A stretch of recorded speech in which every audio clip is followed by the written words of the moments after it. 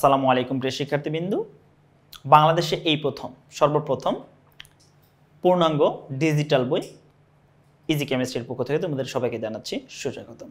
বইটি কেন পূর্ণাঙ্গ ডিজিটাল বই? এর কারণ হচ্ছে বইয়ের প্রত্যেকটি ফ্রন্ট পেজে তোমরা দেখতে পারবে প্রত্যেকটি প্রশ্নের সঙ্গে একটি করে কিউআর কোড বিদ্যমান। যে কিউআর কোড স্ক্যানের মাধ্যমে তুমি সরাসরি ভিডিওতে চলে আসতে পারবে এবং আমাদের সঙ্গে যুক্ত হয়ে তোমার প্রশ্নটি যে প্রশ্নটি বুঝতে অসুবিধা হচ্ছে সেই প্রশ্নটা কিন্তু তুমি সলভ করে নিতে পারবে। তার মানে ঘরে বসেই তুমি কিন্তু একটি বইয়ের সঙ্গে তুমি একটি টিচার ফ্রি পেয়ে যাচ্ছ। অর্থাৎ এর জন্য তোমার সময় অপচয় কম হবে এবং সেই সঙ্গে টাকা অপচয় কম হবে। আশা করি তুমি বুঝতে পেরেছ। তাই আমরা দেরি না করে অতি দ্রুত আমাদের নিকটস্থ লাইব্রেরি অথবা টেকনিক ইজি এডুকেশনের পেজ থেকে সরাসরি অর্ডার করে আমরা আসলে অনলাইনের মাধ্যমে বইটিকে সংগ্রহ করতে পারি। চলো আজকে মূলত আমরা একটা সৃজনশীল সলভ করব, তাই দেরি না করে আমরা আসলে ক্লাসে মনোযোগ দিই। দেখো এখানে আমাদের একটা প্রশ্ন দেওয়া আছে। এ একটি যৌগ, যে এই যৌগটাকে আমরা কি করতেছি বলতো? পানি সংযোজন করতেছি। কি সংযোজন করতেছি? পানি সংযোজন করতেছি ফসফরিক অ্যাসিডের উপস্থিতিতে। তার মানে বুঝতে পারতেছি, দেখো এখানে বলে দেওয়া আছে এ হচ্ছে 3 কার্বন বিশিষ্ট একটি অ্যালকিন এবং সি হচ্ছে কি বলতো? পলিমার। তাহলে সি যৌগটা হচ্ছে আমাদের একটা কি বলতো? পলিমার। এ হচ্ছে 3 কার্বন বিশিষ্ট অ্যালকিন, তার মানে আমরা বুঝতেই পারতেছি এটা হচ্ছে প্রোপিন। তাহলে দেখো প্রোপিনকে তুমি পানি সংযোজন করছো ফসফরিক অ্যাসিডের উপস্থিতিতে, তার মানে তুমি যে যৌগটা পেয়েছো সেটা কি হবে বলতো? অবশ্যই সেটা প্রোপানল। অবশ্যই সেটা কি? অবশ্যই বলতো প্রোপানল, অর্থাৎ একটি অ্যালকোহল। যাই হোক, এটা নিয়ে আমরা আসলে আলোচনা করব গ এবং ঘ নাম্বার প্রশ্নে। তার আগে চলো আমরা ক এবং খ নাম্বার প্রশ্নটা নিয়ে একটু আলোচনা করি। দেখো ক নাম্বার প্রশ্ন আমাদেরকে কি বলেছে বলতো? সঞ্চারণশীল ইলেকট্রন বলতে বা কাকে বলে? সঞ্চারণশীল ইলেকট্রন কাকে বলে? মনে রাখবা ধাতব পরমাণু। ধাতব পরমাণু বলতে ধাতু। তাহলে দেখো আমরা ধাতব বন্ধন পড়ে আসছি যে অনেকগুলো ধাতু যখন একসঙ্গে যুক্ত হয় তখন সেটাকে আমরা কি বলি? ধাতব বন্ধন বলি। মূলত ধাতু কি করে? ইলেকট্রন ত্যাগ করে। তার মানে মনে রাখবা ধাতব পরমাণু কর্তৃক ত্যাগকৃত ইলেকট্রনগুলো পারমাণবিক শ্বাসের মধ্যবর্তী স্থানে মুক্তভাবে ঘোরাফেরা করলে সেই ইলেকট্রনকে মূলত আমরা কি বলি বলতো? সেই ইলেকট্রনকে আমরা বলি সঞ্চারণশীল ইলেকট্রন। আশা করি আমরা জিনিসটা বুঝতে পেরেছি। ওকে, তাহলে দেখো খ নাম্বার প্রশ্নটা আমরা একটু দেখার চেষ্টা করব। অনুধাবন খ নাম্বার প্রশ্ন বলছে দ্বিতীয় প্রধান শক্তি স্তরে ডি অরবিটাল থাকে না কেন? আচ্ছা দেখো দ্বিতীয় প্রধান শক্তি স্তরে ডি অরবিটাল থাকে না কেন? তাহলে এখানে একটা জিনিস মাথায় রাখতে হবে। আমাদের অরবিটাল বলতে কি? অরবিটাল বলতে মূলত বোঝানো হচ্ছে যে অঞ্চলটাতে সবচেয়ে বেশি পরিমাণ ইলেকট্রন পাওয়ার সম্ভাব্যতা থাকে তাকে মূলত আমরা অরবিটাল বলি। তাহলে দেখো ইলেকট্রন বিন্যাসের যে অঞ্চলটাতে সর্বোচ্চ পরিমাণ ইলেকট্রন পাওয়ার সম্ভাব্যতা থাকে সেটাকে আমরা কি বলি বলতো? অরবিটাল। এখন দেখো একটি অরবিটালে দুইটা জিনিস লক্ষ্য করতে হয়, একটা হচ্ছে এন আর একটা হচ্ছে এল। অর্থাৎ একটি অরবিটালে কততম কক্ষপথ পর্যন্ত ইলেকট্রন থাকবে বা কততম উপশক্তি স্তর পর্যন্ত ইলেকট্রন যাবে তা নির্ভর করে এন এবং এল এর মানের উপরে। যেমন দেখো বলছে দ্বিতীয় প্রধান শক্তি স্তরের ক্ষেত্রে এন এর মানটা কত বলতো? 2। যদি এন এর মান 2 হয় তাহলে এল এর মানটা হবে 0 এবং হচ্ছে 1। তাহলে দেখো আমরা কিন্তু একটা জিনিস জানি, এস উপশক্তি স্তরের ক্ষেত্রে এল এর মান হচ্ছে 0, পি উপশক্তি স্তরের ক্ষেত্রে এল এর মান হচ্ছে 1, ডি উপশক্তি স্তরের ক্ষেত্রে এল এর মান হচ্ছে 2। তাহলে আমরা এখান থেকে একটা জিনিস লক্ষ্য করতেছি, যখন আমাদের কক্ষপথ 2 তখন আমাদের এল এর মান হচ্ছে 0 এবং 1। 0 মূলত কার জন্য? 0 হচ্ছে মূলত এস উপশক্তি স্তরের জন্য, 1 কার জন্য? পি উপশক্তি স্তরের জন্য।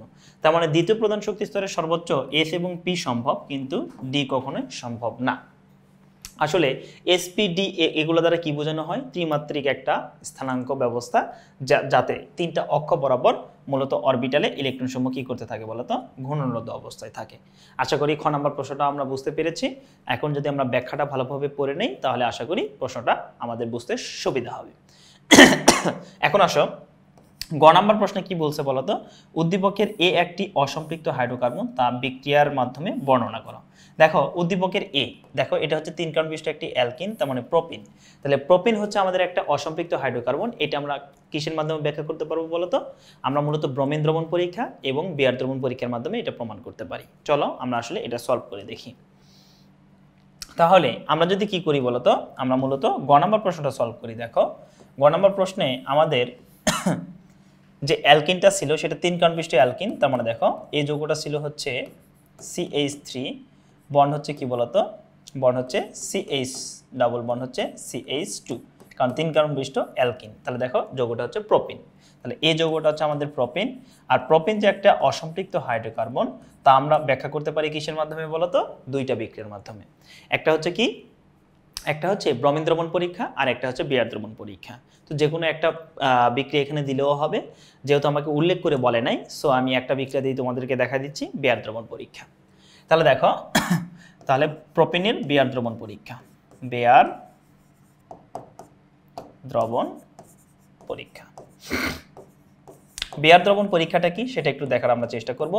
মাথায় রাখবো একটা জিনিস, সেটা হচ্ছে তুমি যদি অসম্পৃক্ত কোনো হাইড্রোকার্বনকে বা অসম্পৃক্ত কোনো জৈব যৌগকে কার সঙ্গে বলতো পানির সঙ্গে বিক্রিয়া করো, কার উপস্থিতিতে? জাইমান অক্সিজেনের উপস্থিতিতে, তাহলে সেক্ষেত্রে তুমি একটা গ্লাইকল পাবা। এবং এই গ্লাইকলটা কি করবে বলতো? পটাশিয়াম পারম্যাঙ্গানেটের যে গোলাপি বর্ণ ছিল সেই গোলাপি বর্ণটাকে দূরীভূত করবে, যেটা থেকে আমরা বুঝতে পারবো যে যৌগটি আসলে একটি অসম্পৃক্ত হাইড্রোকার্বন। তাহলে তুমি লক্ষ্য করো, এখানে দেখো আমাদের 3 কার্বন বিশিষ্ট একটি অ্যালকিন প্রোপিন বিদ্যমান, CH3 বন্ড হচ্ছে CH, ডাবল বন্ড কি বলতো? CH2। তাহলে দেখো এটাকে যদি আমরা কি করি, পানি সহযোগে বিক্রিয়া করি, পানিতে কি আছে? H এবং OH, দুইটা মিলে পানি হয়। এবং এর সঙ্গে আমাদের কি থাকবে বলতো? জাইমান অক্সিজেন থাকবে। এই জাইমান অক্সিজেনটা কোথা থেকে আসে? KMnO4, সেই সঙ্গে হচ্ছে পটাশিয়াম হাইড্রোক্সাইড। তাহলে দেখো এখানে মূলত কি হবে, জাস্ট দ্বিবন্ধনটা আছে, দ্বিবন্ধনটা ভেঙে দিব, এবং দ্বিবন্ধন ভেঙে দিলে কি হবে বলতো? এখান থেকে CH3 bond, CH bond, CH2। তাহলে এখানে দেখো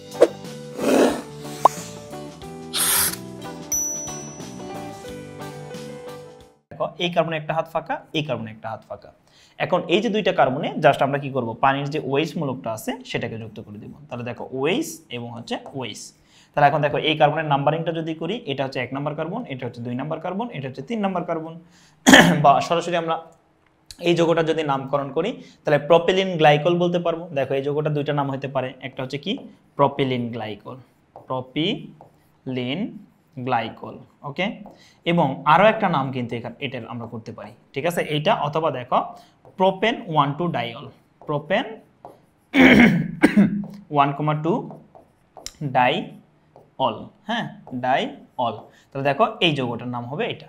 এখন এখানে একটা জিনিস মাথায় রাখবো আমরা, পটাশিয়াম পারম্যাঙ্গানেটের যে গোলাপি বর্ণ ছিল এই গোলাপি বর্ণ কিন্তু আর থাকবে না, তখন কি হয়ে যাবে বলতো? বর্ণহীন হয়ে যাবে। এই বর্ণহীন যৌগটা দেখে আমরা মূলত বুঝতে পারবো যে সেটা আসলে কি ছিল বলতো? একটি অসম্পৃক্ত হাইড্রোকার্বন ছিল। আশা করি গ নাম্বার প্রশ্নটা কিন্তু আমরা খুব ইজিলি বুঝতে পেরেছি। তাহলে দেখো গ নাম্বার প্রশ্ন যদি আমরা বুঝতে পারি, চল আমরা ঘ নাম্বার প্রশ্নটা সলভ করে ফেলি। তাহলে এখন আসো ঘ নাম্বার প্রশ্ন আমরা সলভ করব। ঘ নাম্বার প্রশ্নে কি বলছে আমরা সেটা একটু দেখার চেষ্টা করি। তাহলে দেখো ঘ নাম্বার প্রশ্নে বলা আছে উদ্দীপকের বি থেকে সি প্রস্তুত সম্ভব কিনা সমীকরণ সহ বিশ্লেষণ করো। তার মানে দেখো আমরা আগে উদ্দীপকের এ থেকে বি আগে তৈরি করে দেখব, এবং সেখান থেকে আমরা কোথায় যাব বলতো? সিতে যাব। আসলে দেখো উদ্দীপকের এ হচ্ছে আমাদের 3 কার্বন বিশিষ্ট অ্যালকিন মানে প্রোপিন। প্রোপিনকে যদি পানি সংযোজন করি ফসফরিক অ্যাসিডের উপস্থিতিতে উচ্চ চাপে এবং উচ্চ তাপে, তাহলে বি যৌগটা আমরা কি পাই বলতো? Propanol, alcohol. দেখো অ্যালকোহল, প্রোপানল থেকে সরাসরি আমরা আসলে সি যৌগটা পাবো না। সি যৌগটা পাইতে গেলে প্রথমে আমাকে যে কাজটা করতে হবে, প্রোপানলকে অ্যালকোহলে নিরোধন করতে হবে। নিরোধন করলে সেখান থেকে আমরা প্রোপিন পাবো, এবং সেই প্রোপিনটাকে আমরা যদি কি করি বলতো? পলিমাকরণ করি, তাহলে সেক্ষেত্রে আমরা সি যৌগটা পাবো। তো চলো আমরা কিভাবে পাবো সেই জিনিসটা একটু দেখার চেষ্টা করি। তাহলে এইটার উপায় কি দেখো, ধরে নাও এ যৌগ আমাদের কি ছিল? 3 কার্বন বিশিষ্ট অ্যালকিন, CH3 বন্ড হচ্ছে CH, ডাবল বন্ড হচ্ছে কি বলতো? CH2। এটাকে আমরা কি করব বলতো? এটাকে মূলত আমরা পানি সহযোগে বিক্রিয়া করব, H2। এখন বিক্রিয়া করার সময় মাথায় রাখতে হবে উচ্চ চাপ এবং কি বলতো? উচ্চ তাপ দিতে হবে। এবং সেই সঙ্গে যদি আমরা কি করি, H3PO4 এর উপস্থিতিতে বিক্রিয়া করি, তাহলে সেক্ষেত্রে কি হবে বলতো? এখান থেকে আমরা একটা অ্যালকোহল পাবো। কি পাবো বলতো? অ্যালকোহল। তাহলে দেখো এই পানিতে মূলত আমাদের কি বিদ্যমান থাকে? পানিতে মূলত বিদ্যমান থাকে হচ্ছে H এবং তার সঙ্গে কি বলতো? OH। তাহলে দেখো এই যে মাঝে যে দ্বিবন্ধন আছে, দ্বিবন্ধনটা ভাঙবো, H-টাকে নিয়ে এই কার্বনে যুক্ত করব এবং OH-টাকে নিয়ে গিয়ে এই কার্বনে যুক্ত করব। তাহলে এখান থেকে আমরা কি পেয়ে যাবো বলতো? CH3 bond, CH2 bond, CH2 bond, OH। তার মানে দেখো আমরা কিন্তু প্রোপানল পেয়ে গেলাম। ওকে, দেখো তার মানে আমাদের বি যৌগটা হচ্ছে কি বলতো? প্রোপানল। এই প্রোপানল থেকে আমরা কি করব বলতো? প্রোপানল থেকে কিন্তু আমরা আসলে যৌগটা কি বি ছিল নাকি ডি ছিল? হ্যাঁ, বি যৌগ ছিল। তাহলে দেখো প্রোপানল থেকে আমরা কিন্তু সি যৌগে যেতে পারবো। তাহলে দেখো প্রোপানল হতে প্রোপিলিন পলিপ্রোপিন প্রস্তুত। আমরা এখন লিখব প্রোপানল হতে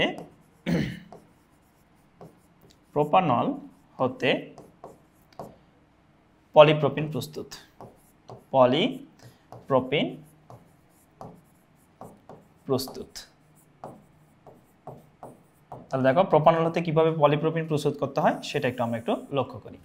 তাহলে দেখো প্রথমে আমাকে যে কাজটা করতে হবে ধাপ নাম্বার 1। ধাপ নাম্বার 1 এ আমরা কি করব, এই প্রোপানলটাকে অ্যালকোহলীয় নিরূপণ করব। কিভাবে দেখো, তুমি কি করবা, প্রোপানলকে নিবা CH3 CH2 CH2 এবং কি বলতো OH, তার সঙ্গে কি বলতো OH, এবং এই OH এখানে আমাদের কি নিতে হবে, H2SO4 একটা নিরোধক নিতে হবে। নিরোধকের কাজ কি, বিক্রিয়া হতে 1 মোল পরিমাণ পানি যে অপসারণ করে তাকে আমরা নিরোধক বলি। তাহলে দেখো নিরোধক থাকা অবস্থায় কি হবে, এই যে কার্যকরী মূলক যে কার্বনের সাথে যুক্ত থাকবে ঠিক তার পাশের কার্বন থেকে একটা হাইড্রোজেনকে আমরা অপসারণ করব। আর কোনো কিছু অপসারণ করলে আমি বলছি সে ব্যথা পাবে, ব্যথা পেলে কি হবে বলতো, কান্না আসবে। কান্না করা মানে কি, চোখ দিয়ে পানি বের হবে। তার মানে দেখো পানির সংকেত কি H2, তাহলে দেখো HOH এর সঙ্গে যুক্ত হয়ে পানি তৈরি হলো। এবং তার সঙ্গে কি হবে দেখো, তাহলে CH3 এখানে CH2 ছিল, একটা হাইড্রোজেন বের করছি, তার মানে একটা থাকবে CH এবং CH2, তার মানে যৌগটা আমরা পাবো কি বলতো CH3 CH double bond CH2। দেখো আমরা কিন্তু অলরেডি কি পেয়ে গেলাম বলতো, প্রোপিন পেয়ে গেলাম। এই যে প্রোপিনটাকে আমরা কি করব এখন বলতো, প্রোপিনটাকে জাস্ট আমরা মূলত পলিমারকরণ করব, তাহলে আমরা সি যৌগটা পেয়ে যাব। তাহলে দেখো 2 নম্বর ধাপে আমরা যে কাজটা করব, যে প্রোপিনটা আমরা পেয়েছি অর্থাৎ CH3 CH double bond CH2। দেখো এই যৌগটাকে চাইলে আমরা কিভাবে লিখতে পারি বলতো, এই যৌগটা চাইলে আমরা আসলে একটু সাজাই লিখতে পারি। সেটা হচ্ছে কি CH2 ডাবল বন্ড CH এবং এর মাথার উপরে কিন্তু আমরা CH3 দিয়ে দিতে পারি। তাহলে এইটা যে কথা, এই যৌগটা কিন্তু একই কথা, ঠিক আছে। তাহলে এখন আসো আমরা এটা n সংখ্যক নিব। তাহলে এটা কি হয়ে যাবে বলতো, প্রোপিন অর্থাৎ একটি মনোমার হয়ে যাবে। এই মনোমারকে আমরা কি করব বলতো, মনোমারকে মাথায় রাখবা 140 ATM চাপ দিবা, 140 ATM চাপ এবং 120 ডিগ্রি সেলসিয়াস তাপমাত্রা। কত বলতো, 120 ডিগ্রি সেলসিয়াস তাপমাত্রা, ডিগ্রি সেলসিয়াস। সেই সঙ্গে যদি আমরা টাইটানিয়াম ক্লোরাইডের উপস্থিতিতে বিক্রিয়াটা করি, তাহলে সেক্ষেত্রে এখান থেকে আমরা একটা কি পাবো বলতো, পলিমার যৌগ পাবো, যার নাম হচ্ছে পলিপ্রোপিন। তাহলে কি হবে বলতো, এখান থেকে জাস্ট দ্বিবন্ধনটা ভাঙবে, 2 হাত 2 দিকে জায়গায় দিতে হবে। তার মানে দেখো CH2 বন্ড CH, এখানে হচ্ছে কি বলতো CH3। তাহলে দেখো এই কার্বনের একটা হাত ফাঁকা, এই কার্বনের একটা হাত ফাঁকা। তাহলে দেখো নিচে জাস্ট আমরা N লিখে দেবো। তাহলে এই যৌগের নাম কি বলতো, পলিপ্রোপিন। তাহলে দেখো পলিপ্রোপিন সে কিন্তু একটা পলিমার, তার মানে দেখো সি যৌগ কিন্তু আমাদের প্রস্তুত হয়ে গেছে। তাহলে এটা হচ্ছে আমাদের সি যৌগ। আচ্ছা এখানে আমরা না লিখে আমরা একটু এখানে লিখে ফেলি, এটা হচ্ছে আমাদের একটা সি যৌগ। তার মানে দেখো আমরা কিন্তু বি যৌগ থেকে সরাসরি সি যৌগ প্রস্তুত করতে না পারলেও আমরা কিন্তু মোটামুটিভাবে 2টা পদ্ধতির মাধ্যমে আমরা আসলে সি যৌগ প্রস্তুত করতে পারলাম। তার মানে আমরা বলতেই পারি যে হ্যাঁ আসলে বি যৌগ থেকে সি যৌগ প্রস্তুত সম্ভব। আশা করি আমরা প্রশ্নটা বুঝতে পেরেছি। দেখো তাহলে তুমি খুব সহজেই কিউআর কোড স্ক্যানের মাধ্যমে ভিডিওটি দেখে এই সৃজনশীলটি খুব সহজেই তুমি বুঝতে পারলে। তাহলে এইরকম একটি বই অবশ্যই তোমার কাছে রাখা উচিত, যাতে করে বইয়ের সঙ্গে সবসময় শিক্ষক তোমার কাছেই থাকে। তার মানে দেখো বই বের করবা, কিউআর কোড স্ক্যান করবা, সরাসরি আমাদের কাছে চলে আসবে। তার মানে কি বই তোমার কাছে আছে মানে শিক্ষক তোমার কাছে আছে।